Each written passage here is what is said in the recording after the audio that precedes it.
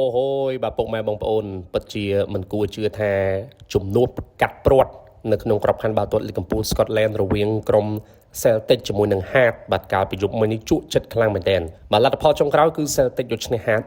3-1បាទក្រុងជើងឯក Scottish Premiership បាទរដូវកាលឆ្នាំ2025និង2026នេះបានជោគជ័យបាត់ទាំងហើយបាទសូមជូនសោកស្ដាយបាទសម្រាប់ក្រុម Hearts បាទគ្នាខិតខំខ្លាំងណាស់បាទតម្រាំតែមានថ្ងៃនេះបើនិយាយទៅការប្រកួតយប់មិញនេះបាទក្រុមហាបត្រូវការតែស្មើបាទក៏អាចក្រងជើងឯកបានដែរបាទប៉ុន្តែទប់អត់ជាប់បាទ Celtic បុកខ្លាំងពេកបាទបន្ថែម2គ្រាប់បាទនៅចុងតង់ទៅហើយបាទសូមជូនសោកស្ដាយផងដែរអញ្ចឹងធ្វើឲ្យកំណត់ត្រាបាល់ទាត់ Scotland នេះបាទនៅតែមិនទាន់មានក្រុមណាផ្សេងបាទក្រៅពី Celtic និង Rangers ឡើយទេ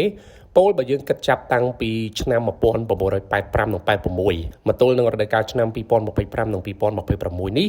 គ្មានក្រុមណាផ្សេងបាទក្រៅពី Celtic ហើយនិង Rangers ទេដែលឈ្នះពានលីកកម្ពុជា Scotland ក៏ប៉ុន្តែ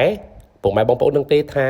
មានតែក្រុមមួយគត់ដែលធ្លាប់បាទឈ្នះជើងឯកលីកកម្ពុជា Scotland មុនឆ្នាំ85ហើយបរោះម្នាក់គត់ដែលដឹកនាំក្រុមនោះឲ្យឈ្នះជើងឯកលីកកម្ពុជា Scotland នៅក្នុងប្រវត្តិសាស្ត្រ